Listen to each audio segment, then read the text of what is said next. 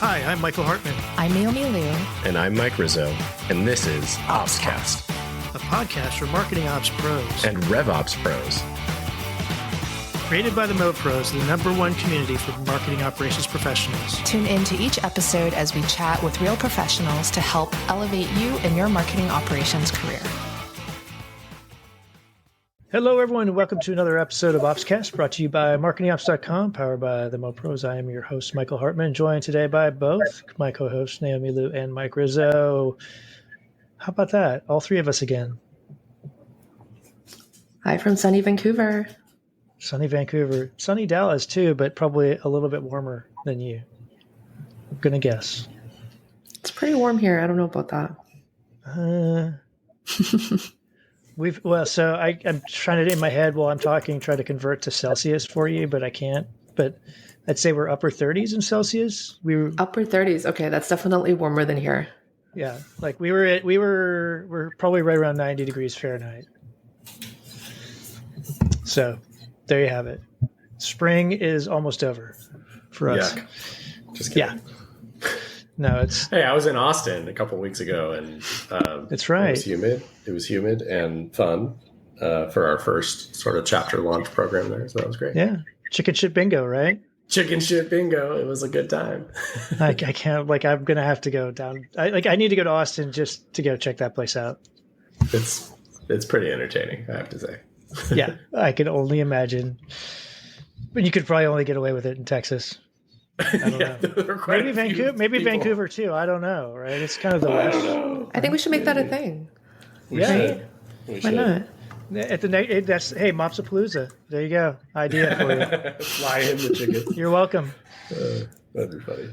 All right. Well, let's get serious here. All right. Get on our serious voices here. All right. So today we're going to get to talk to a special guest joining us to talk a little bit about the long storied history of marketing operations is Chris Petko. Chris is currently Vice President of Revenue with SureShot.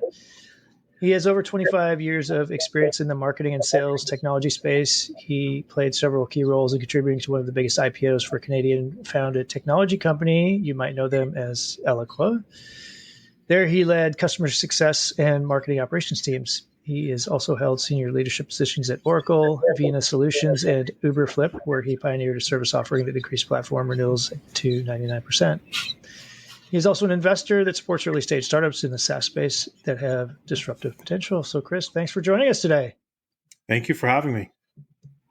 I'm glad I'm not. I think I'm still probably the oldest one on this episode, but I'm not going to ask ages here. So we'll just assume that we're close. How about that? We're close. Yeah, we can assume that. We can talk about weather, and you get no sympathy for me being in Toronto. It's colder and it's grayer than Vancouver or Texas right now. Yeah. You know, there's trade-offs, right? Sure. Okay, so something that you and I, it's funny, I think you and I talked a little bit before. I thought, I wish we had just recorded that conversation. So we're going to try to replay it here a little bit. But just like many people we've talked to, or if people are in marketing ops, people tended to have fallen into marketing ops. So I think you have a similar story. So maybe why don't we start with you just kind of walking through a little bit of your career and what some of those pivotal moments or people were that has shaped it. Sure, absolutely. I think, I fell into Eloqua originally because I was a client and I was working in the financial services industry, going down the path of portfolio management, managed to fall into becoming the pioneer of the e-marketing or internet team at Franklin Templeton, which is where I was introduced to Eloqua. And we're one of the first customers of that platform. Found myself at the company early 2004-ish timeframe. And after being part of the CX team for a while, I had the opportunity to become the Eloqua power user for Eloqua. And at the time, I thought that was a wonderful idea. I mean, this is the chance to be the thought leader, the one shaping best practices, the one pushing the technology in ways that it has never been pushed before. Lo and behold, I realized quickly that I was one of the Eloqua experts in a company of 400 self-proclaimed Eloqua experts. So it was a difficult role. There was a lot of criticism. There was a lot of, I would do it this way type of conversations. But being an Eloqua power user at Eloqua was certainly a good move for me at the time. And in essence, it was marketing operations. We didn't even know at the time what to call it. But in essence, that's what it became. Yeah, it's funny. So you were, what was the term then? Ella King? Ella King? Yeah. There's all kinds of terms. The grandfather of Eloqua, the Elo King, Elo Queens. There's all kinds of different terms out there, but we'll keep this PG for now. That's awesome. Yeah, I remember those days well. I was I don't know if I was an early client or customer, but I'm trying to remember. I'd have to go look and figure out the timeline, but it wasn't long after you were there that I was a client. Yeah, so definitely has evolved, right? I mean I signed on about a year before the Oracle acquisition, I think is when 2010-ish. Sounds about right. 2009, 2010. My salesperson was at the time Susan Lorkovic. Now Susan Zuzik. Yeah. So, Mike, you're right there. Yeah, just dropping things while throwing things around, recording. That's what happens here. All right, so you were the Eloqua expert within Eloqua, with some asterisks next to it, I guess, in some people's minds. But let's go with that. What one of the things that I remember when I first saw Eloqua was this idea of the contact washing machine, which I don't know that was actually a thing, but it was like a set of things, if I remember right. But if I remember from our conversation, you were highly involved with that. So can you maybe share some of the background about what that is? Maybe even just for some of the people who are listening who are not Eloqua historians here, right? What the contact washing machine was, and then how it evolved over time. Sure, I'll give just a high-level description of what it is now, and then give you the context behind how it evolved. A contact washing machine is basically a set of steps inside an automated workflow in Eloqua that is designed to clean data. So, how did this evolve? There's a couple things that came together rather serendipitously at the time. I was in marketing operations. I was, partnered up with some great marketers like Jim Williams and Al Wolf and Amber Stevens and Erica Goldwater. I think she was running our managing some of our events at the time. And we were seeing many different sources of leads coming into our database, mostly through list uploads, standard list upload from an event. And I would take that list. I remember this was my first day in marketing, if I'm not mistaken, and uploading that list into Eloqua. It was obvious to me that some of the data that I was uploading was either erroneous or formatted poorly. And, we were up in the standard process was to upload the data, and we're overwriting good data with bad data sometimes. And that coupled with, a question by Brian Carden, our CMO at the time, which was how many VPs of marketing did we meet at the event? Those two things came to me, and I quickly realized that the data that we're uploading is most times of bad quality outside of the email and the first name, last name. So I built a program called the List Upload Program. Terrible name. But it served the purpose of ensuring that leads that were being uploaded into the system were not overwriting good data. And what some of the early elements of that program strived to do was to standardize some of the data being uploaded. And when I say standardize, I mean taking state values or country values and using ISO 2-digit code, and then normalizing other pieces of data, which basically means I was looking at titles and normalizing it into a third field so that we could properly report on who and what that person is from a role and function perspective.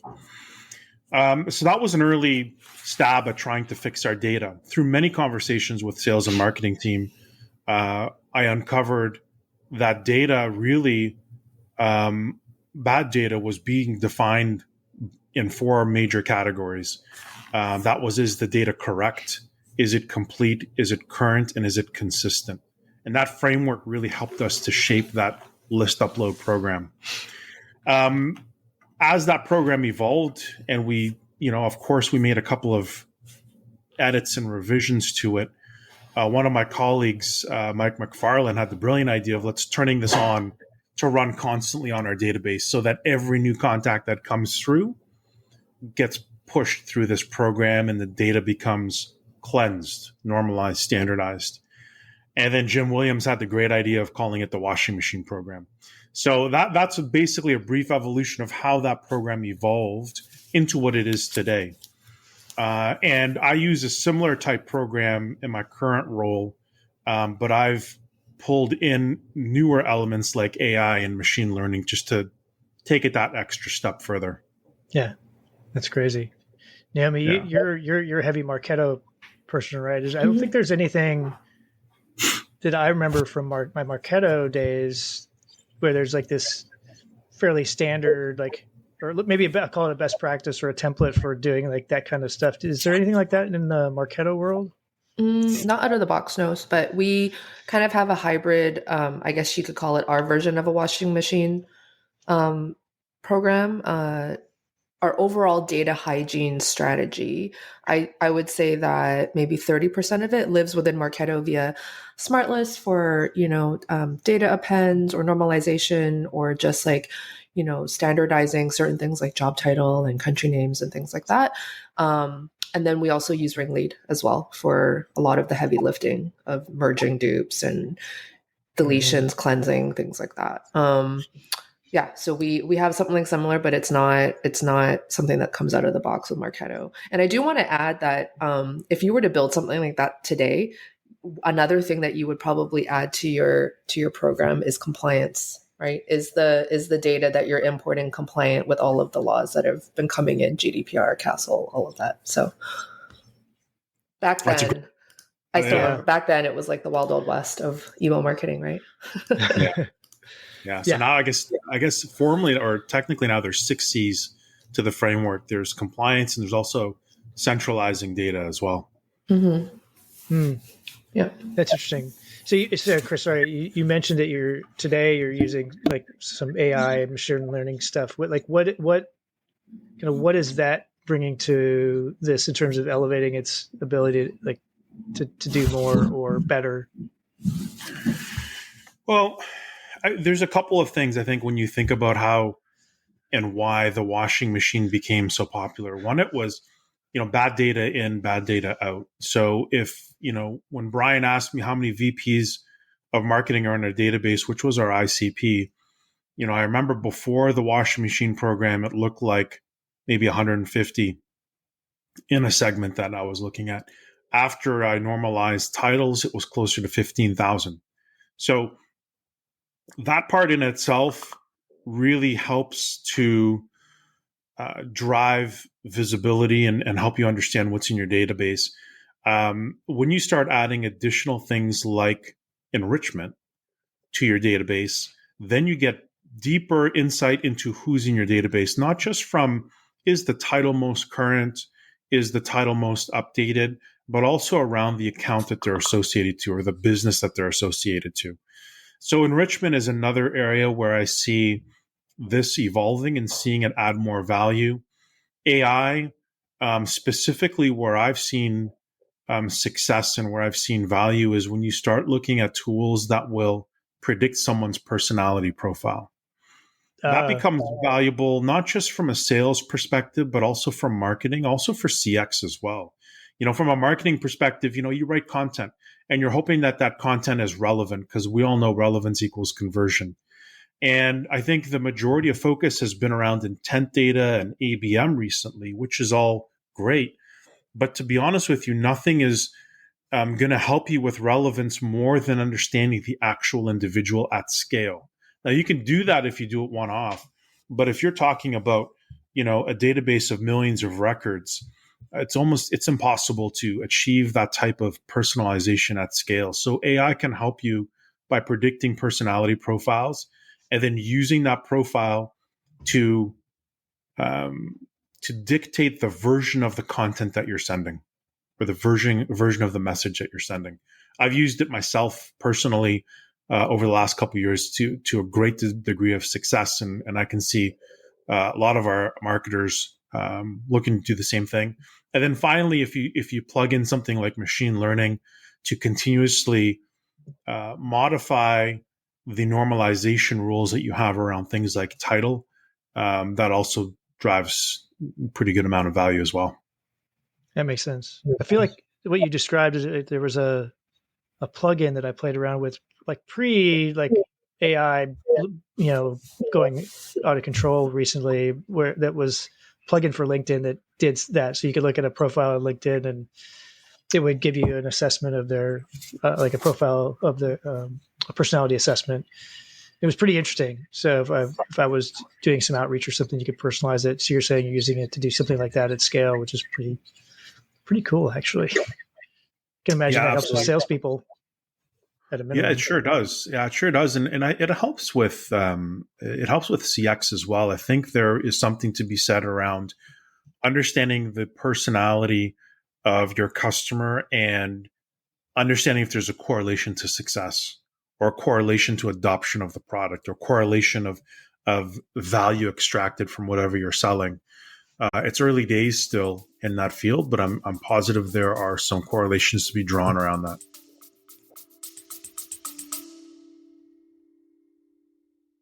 Hey everyone, Mike Rizzo here, CEO of marketingops.com and co-host of OpsCast.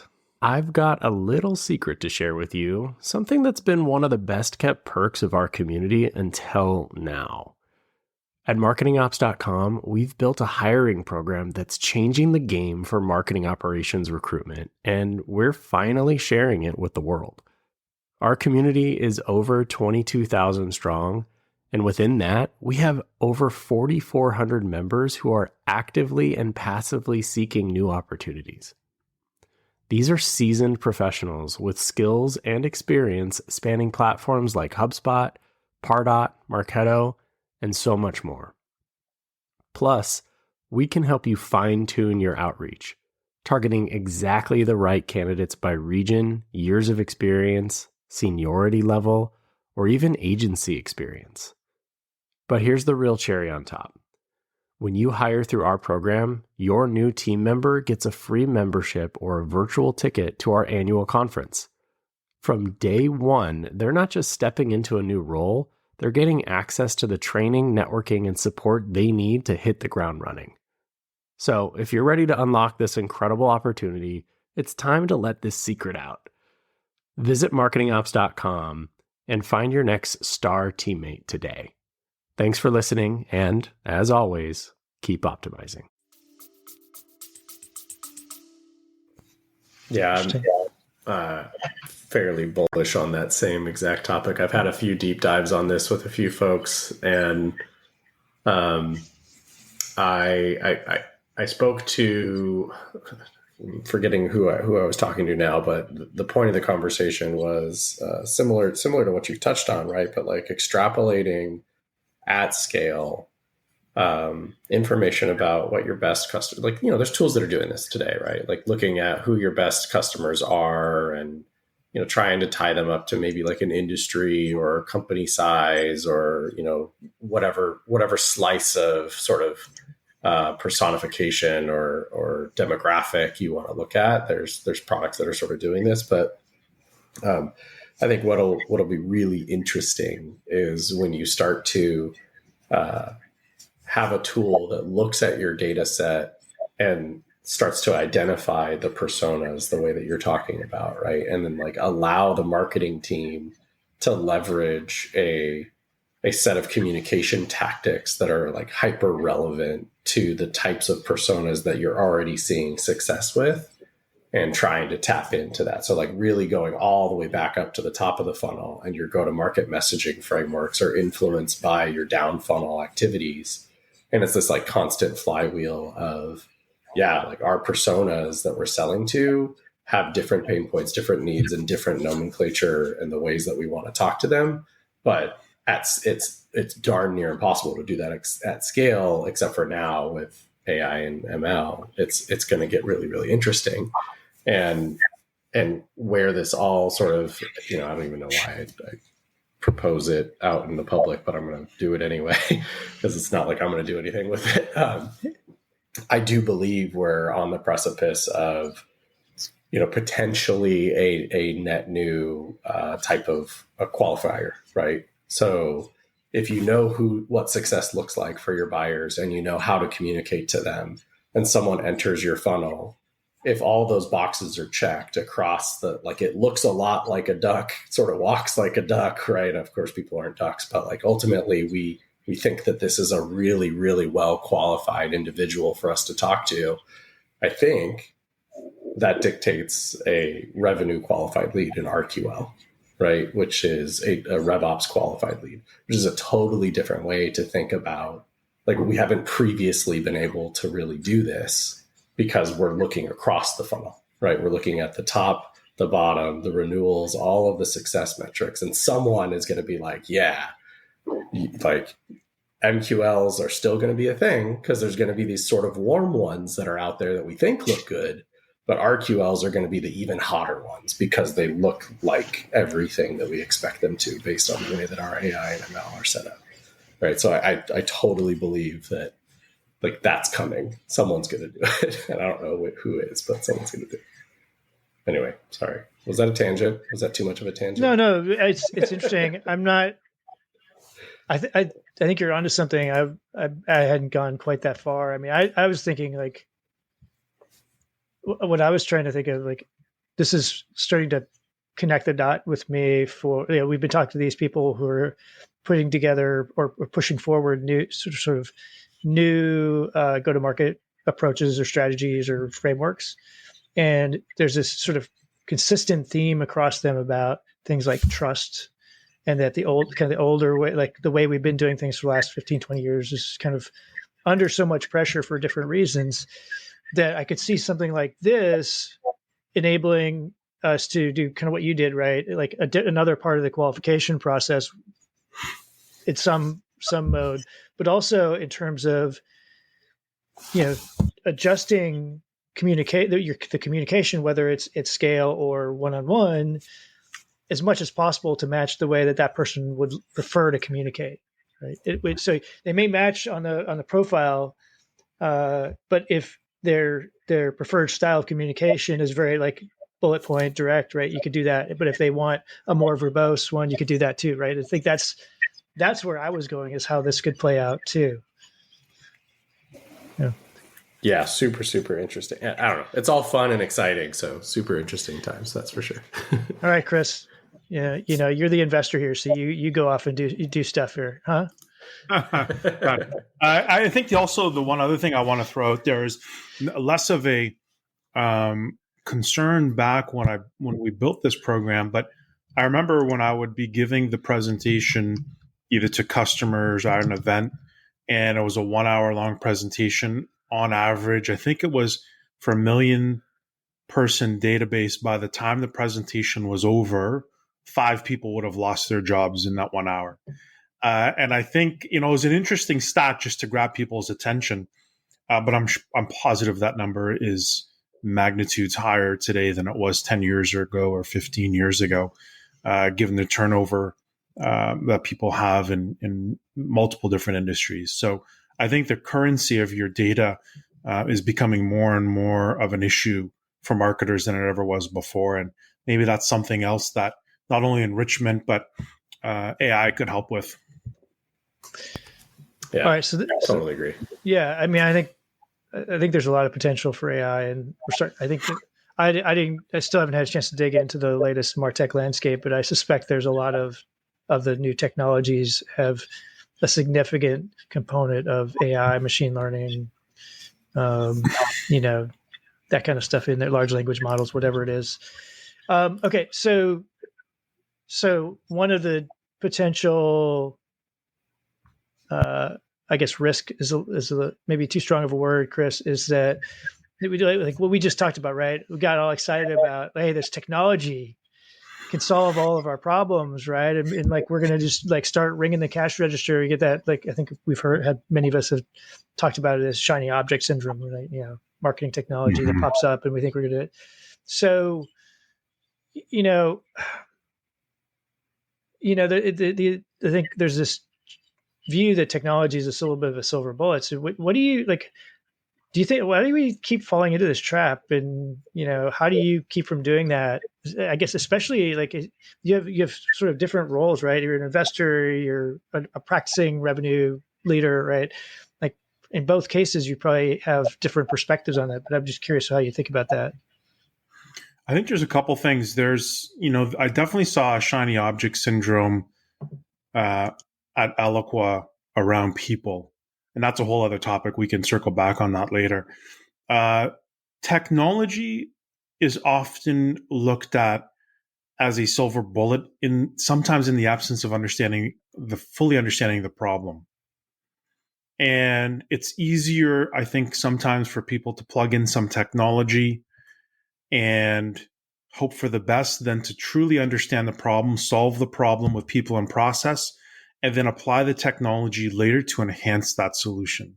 And I think that's always the better approach in almost every single project or initiative I've been in. Technology coming last is usually the best approach. And that just ensures that you understand the issue, not only root cause, the symptoms, and how to solve it before you throw technology into the problem. So why does it happen so often? I think one, lack of understanding of the problem and lack of ability to understand the problem. And I also feel my personal perspective on being part of several small companies, but also being involved in talking to a lot of small companies, is if you look at the average tenure sometimes of professionals, it's 1 to 2 years now, as short as 1 to 2 years. And generally speaking, Marketo users are going to pull in Marketo into the stack. Eloqua users are going to pull in Eloqua into the stack. It takes a year to implement. It takes another year to start getting value. But by then, those professionals are gone to the next role. So it's no longer about truly understanding the problem and solving it. It's sometimes around the instant gratification and I know my tenure here is shortened, so I'm going to do what I can and then move on. So I think there's a couple of different things at play here. But in the end, like I said, if you truly focus on understanding the root cause of the problems, the symptoms, and then how to solve it with people and process, and then layer on technology later, to me, that's always the better approach. I'm just going to blame it on Gen Z. You could do that too. That's so messed up. TikTok made me do it, right? TikTok made me do it. No, I think that the whole idea of people process technology, I'm with you that like I've always been early in my career, I did consulting and we would do financial systems selection and implementation where I was. And one of the things we always told our clients that we did for them is we helped you focus on, if you're doing an evaluation of 3 financial accounting type systems, right? The vendors are going to want to sell you on all the whiz bang stuff that's really differentiated from them. Like we can close the books, we can do your annual reporting, like all these things super fast. We always had to just kind of steer them back and said, like, they need to be able to do the basics every day really well for that to even be worthwhile. Otherwise, you're just doing, like, you're dealing with bad stuff faster. So you do AP, AR, GL, like all that stuff just had to work. And if they couldn't do that, then all the other stuff didn't matter. And I think it's easy to forget that like there's some basics that can come into play here. So and sometimes I think hey, look, our marketing ops professionals sometimes like to do the like cool, clever solution to something when maybe a simple like yes manual potentially solution is sufficient. Yeah, that definitely happens. I think what's interesting about sort of the the tenure, I agree with you, Chris. Like there is this tenure problem where you just don't intimately, deeply understand the business enough to solve a problem in a meaningful way. And then someone churns and you decide, well, that, I believe that this other piece of technology would actually solve our problems, but then it's like the same flywheel, problem over and over again. Like what's interesting is, I think part of that, and I'm curious to get your thoughts on this, Chris, and the rest of the group here.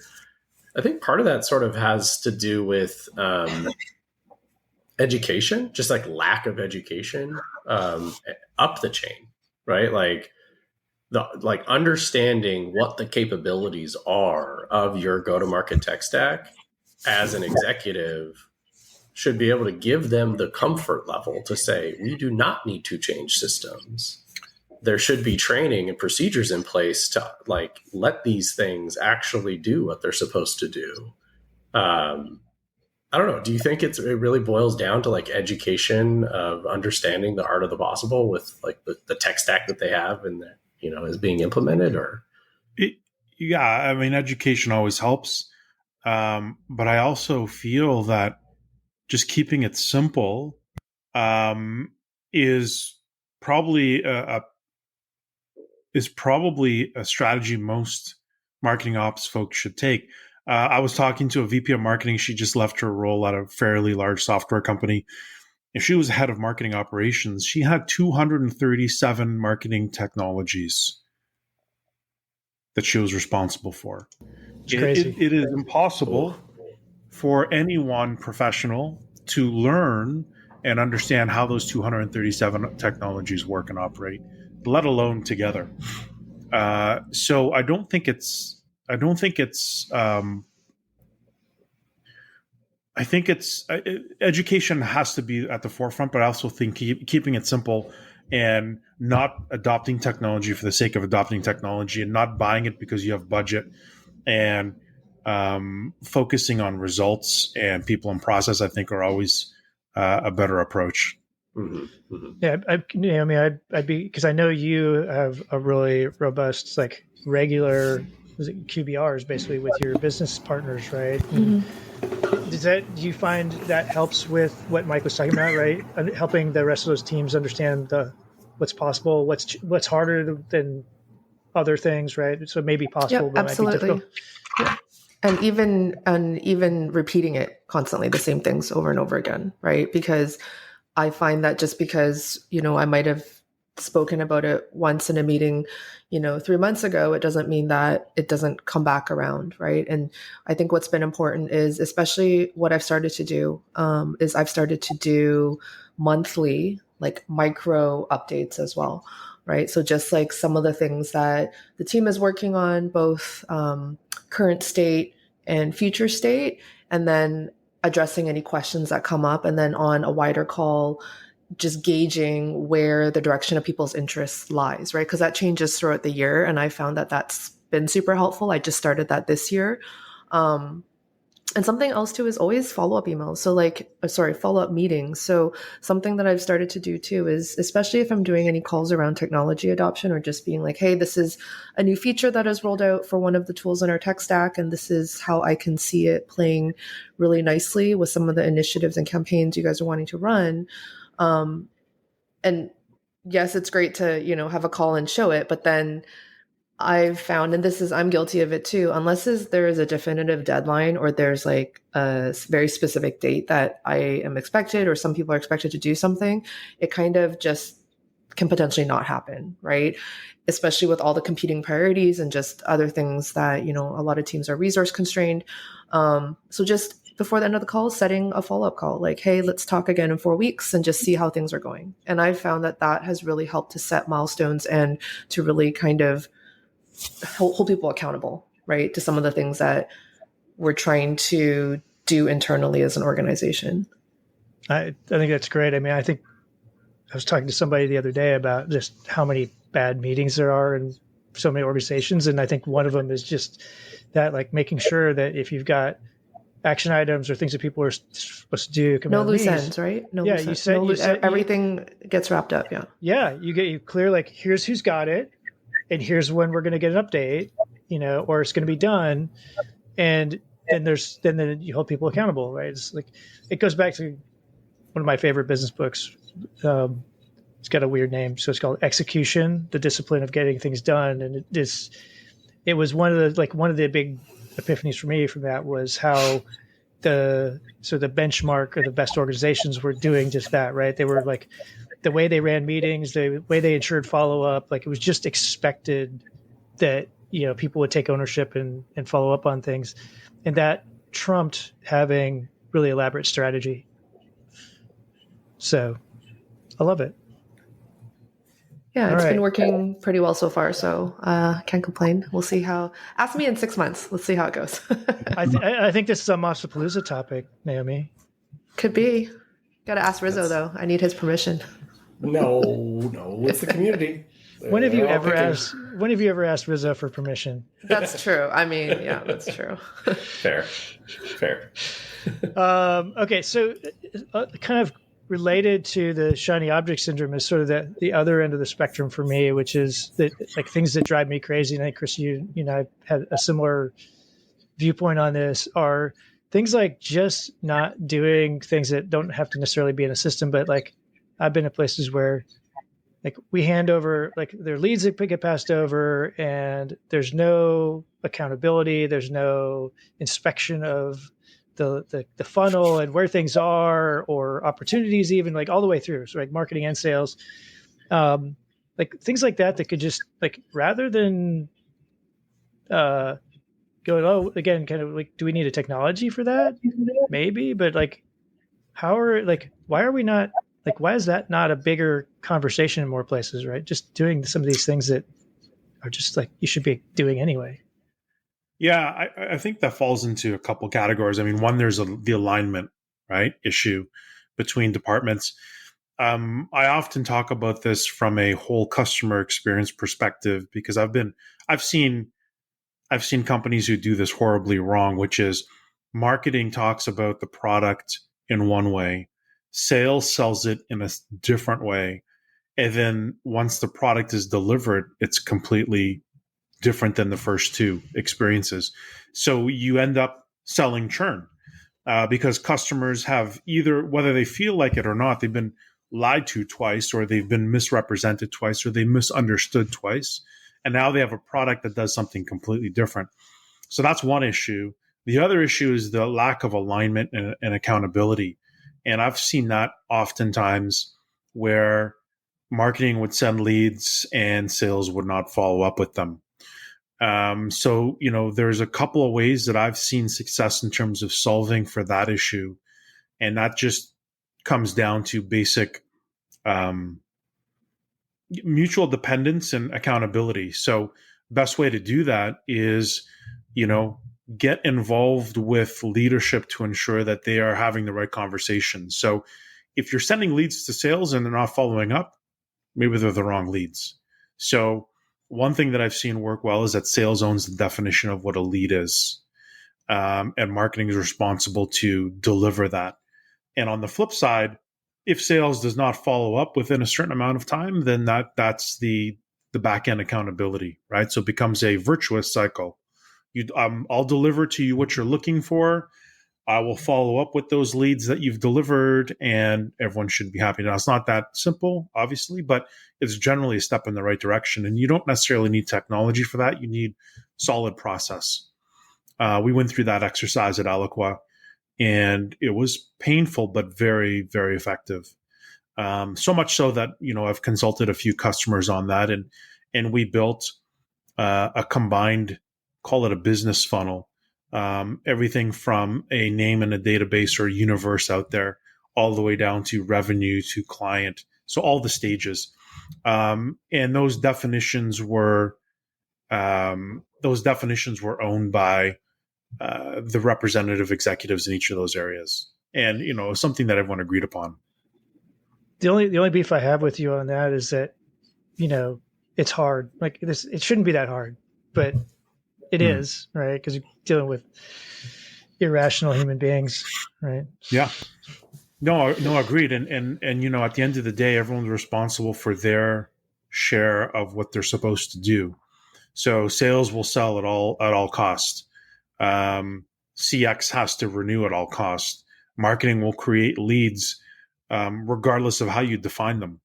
So I think if you tighten up some of those definitions, and if executives are incentivized to coordinate and cooperate on those definitions, I think you're going in the right direction.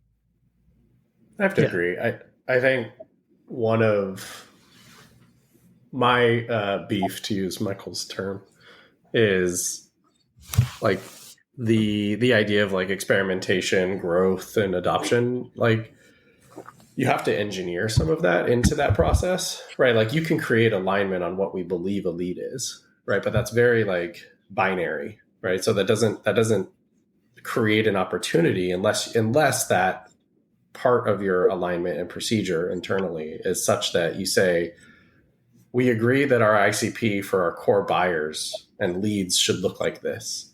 We also agree that there needs to be about a 10% sort of wiggle room for someone's got a hypothesis for a net new market to enter with new products. And so we are going to fill the funnel with some of those leads that we believe look good, right? But we're going to be in alignment on, okay, we still have to try to enter new markets or try to sell products in a new way or whatever. And so, you have to be cautious with, well, don't like throw out the experimentation and the idea of like, how do I identify new buyers? Because, that's how businesses grow, right? But like, we know what we sell. I think the important thing is we know what we sell well and we know who we sell best to. And then beyond that, as new things come to market and we have a hypothesis of who should be buying them, we have to have the flexibility of being able to bring those into the mix somehow. And, if that doesn't fit your current definition of a lead, then there has to probably be some other framework to support, that type of behavior. So like, I agree. I just think that like some people can hear, or some organizations can hear this idea of like, alignment on these terms and sort of forget that there's like, well, we still have to try to figure out who else could be a buyer for these products at some point or whatever, right? And I think that sort of falls out of the conversation normally, but like I think openly addressing it and being like clear about businesses have to figure out how to enter new markets is an important thing, right? Because you don't want to end up being in the situation where everybody sells at all costs because they're like, I think I could sell to this thing. It's like, yeah, look, these guys are buying it. Yeah, but they're never renewing, right? Yeah. That was a problem. So it's interesting. What you made me think of is something I've used before, which is the other thing I think that maybe helps is I think too many people go into these conversations thinking this is the one time we get to define what an MQL or what a lead is, or what the lead score is going to be like, how we're going to do that. And I think one thing that I have had success with is going in like, we're going to set this, and if it's not working, we're going to adjust it. Right? And if it's really not working, we'll start over, but don't think of it as like it's fixed and it's fixed for a long period of time. The idea is that we're going to give it a shot because in a lot of ways, right, it's a guess. Right? This is like, so this kind of goes back to where AI and machine learning might play a role in like accelerating that. But I think that's another thing that people get too caught up in. Like it's the one shot we have at defining this. So we're going to, be really, sales digs in and says it absolutely has to be like nothing outside of this parameter. Right. And marketing says, well, no, it needs to be what like there's got to be some overlap and common ground, and then adjust over time as you learn. Yeah. Yeah. Well, buyers are not binary. So, and markets aren't binary. So, I think there has to be room for adjustment, but on the flip side, you want to ensure that you're capturing consistent data to make good decisions around. So it really is both an art and a science. Absolutely. Yeah. Could not agree more. Yeah. And I just a quick comment I just want to make is if you look at how the market is evolving for leaders, let's say in revenue, never before have I seen, CRO roles asking for background in CS. And, you're seeing a lot of professionals who are successful in both CS and sales taking on more and more leadership roles, giving them more of an operator first perspective. Yeah, so that I was going to kind of lean into that a little bit. You've got a bit experience both kind of across the board here, including customer experience or customer success or customer support, whatever it is. And I often think it's a missed opportunity in a lot of places to not include those teams in the early stages of marketing and selling, both to inform like what's working, what's not working, right? So that we can try to prevent. What have you seen be successful? Like, am I off? First off, am I completely off base? I'm going to guess I'm not, based on your comment a minute ago. But if not, then what do you see as a model for how to best do that? Yeah, no, you're actually absolutely right in terms of my background. I've been in leadership roles in most parts of the business, consulting, marketing, sales, and CX. What I've seen is a lot of small, fast-growing companies always focus on new logo.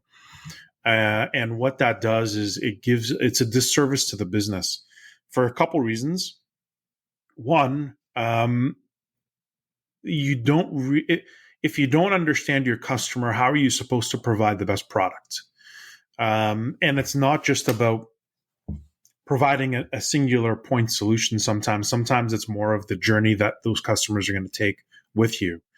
So from a business perspective, reselling new products, upselling customers leads you to revenue at a much cheaper price than new logo acquisition. So that's one consideration. Another consideration is if you take more of a maniacal approach to understanding your customer and the customer lens, that will not only help you sell new logo, but it'll help you with your product offering, how it operates, what kind of changes do you have to make to it, what kind of feature enhancements do you need, why is Eloqua really that much harder to use than Marketo?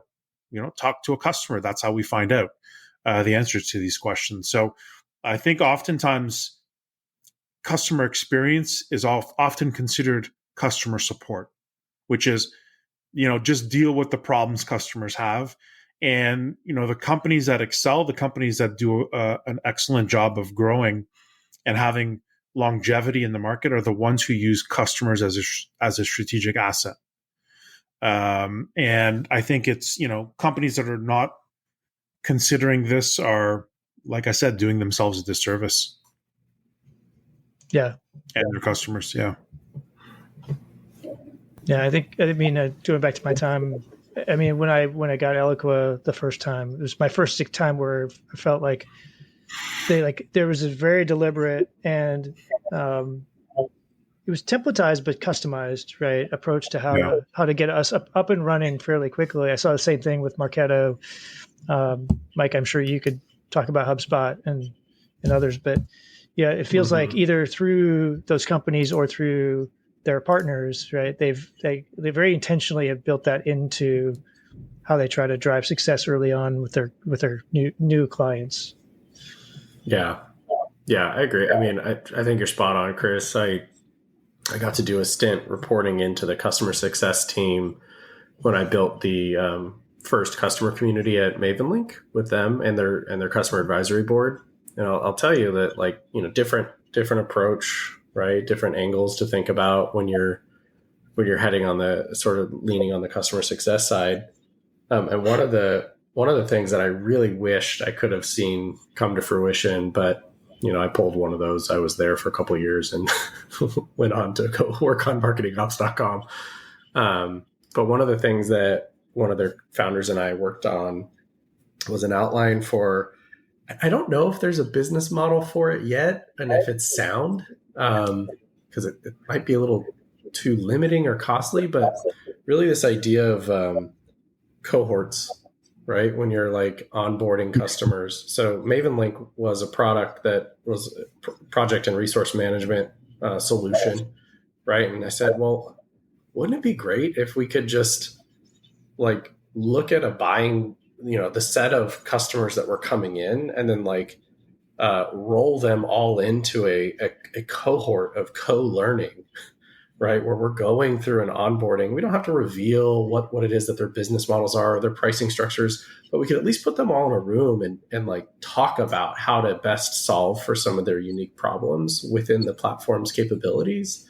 and then immediately get them to collaborate with each other on like, well, how do you do this? And how do you do that? And put them into the community and really get them to talk. And then all of a sudden that like stickiness factor is like, wow, I learned how to implement MavenLink alongside other companies that look and sound a lot like us. And I learned from them some of the practices that I adopted and them from me, you know, and so I just thought, man, that would be so cool to go through that, because really you're, you know, half the time, even in marketing ops, part of the reason we have such a wonderful and successful community is that you're doing it alone. And you're like, when the community suddenly opens up to you and you're like able to ask somebody, hey, how do you do this? You learn faster and you adopt, right? And I was like, gosh, if only companies could, you know, roll their products out in cohorts of groups like this, that would be just magical. But again, like so I guess all of that is to say, you know, I agree with you. And I don't know if that's actually possible, because it feels like you're you know, if you think about like the logistics of that, right? The onboarding window has to be stretched. Like, oh, we can't start onboarding you until the cohort's ready. And there's only, you know, that's 3 months away or whatever. So. Yeah, it logistically may be difficult depending on how many customers are coming in. But, you know, an alternative would be to run small micro events after they're onboarded. I've done that a couple of times, both at Vena. Obviously at Eloqua, we had our own, like we call them revenue roadshows or what have you. But we took the same formula and executed at Vena, where we would have a micro event in a small setting, you know, 15 people, 15 customers, talk about best practices, talk about use cases, talk about product roadmap, and make it very interactive. And of course, those events could be very strategic in how you engineer who's invited, how what product you're using, what could they potentially be buying more of, or where can you upsell, cross-sell them, and then share those stories to elicit that kind of thinking. So there's a lot of opportunity for that after the onboarding too. Yeah, I mean, I think that makes. I think I actually when I had my first instance of having a Marketo shop, when I got there, nobody internally had actually had a direct connection with Marketo, so I had to build that.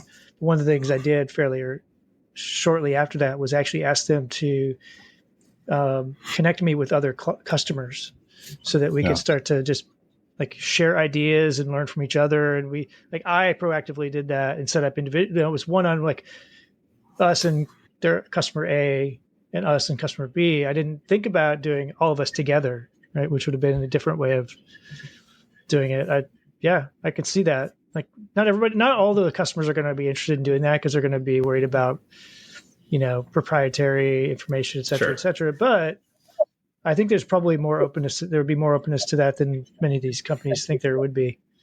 Sure. Yeah.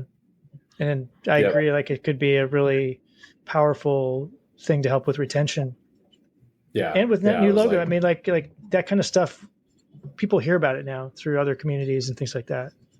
Yeah. It could be really interesting. We were excited and given the average tenure, you know, your customer you sell today could be a prospect tomorrow. Yeah. Oh yeah. It usually is. Yeah. Should be, if we could actually track them. Yeah. User gems. I know. I've heard They're about it. not a sponsor of this show. That is the only one that popped into my head. So for those of you that do this, other than user gems, please reach out, because I don't know your name, I guess. Yeah. Maybe we should ask Scott and Franz. Yeah. Right. Well, so Chris, this has been fun. Kind of felt like a little bit like going down memory lane for me, right? Yeah. Go back to my Eloqua days and all that. But unfortunately, I think we're out of time. But thank you for sharing. I guess any last bits of advice or thoughts for our listeners before we wrap up? No, I think, you know, if you're starting a career in marketing operations, I think it's a great career to tackle. I would like to see more education, standard education for the role and for those getting into that profession. And I think it's very much evolving, you know, with revenue operations, with sales operations. It'll be interesting to see where that goes in the next 3 to 5 years. But, you know, it's definitely a rewarding role. And I think it's sometimes undervalued in some businesses. All right, so now I've got to ask you one more question because we used to ask this to everybody and kind of got out of the habit. Like, so if you could design a marketing ops certification, like what would you like? Absolutely got to have this one or two things. I think one of the things that really helped me understand the business, which made me a successful marketing ops professional, was understanding data. And it wasn't just, conversion rates and what have you. It was the impact data had on the business. And it's, give me a spreadsheet and I can learn more about a company than talking to the CEO. Thank you. Good call out. I love it. Mike's smiling and laughing because he knows like I'm like my stump speech stuff has to do like learn finance, learn how to do data analysis and statistics, right?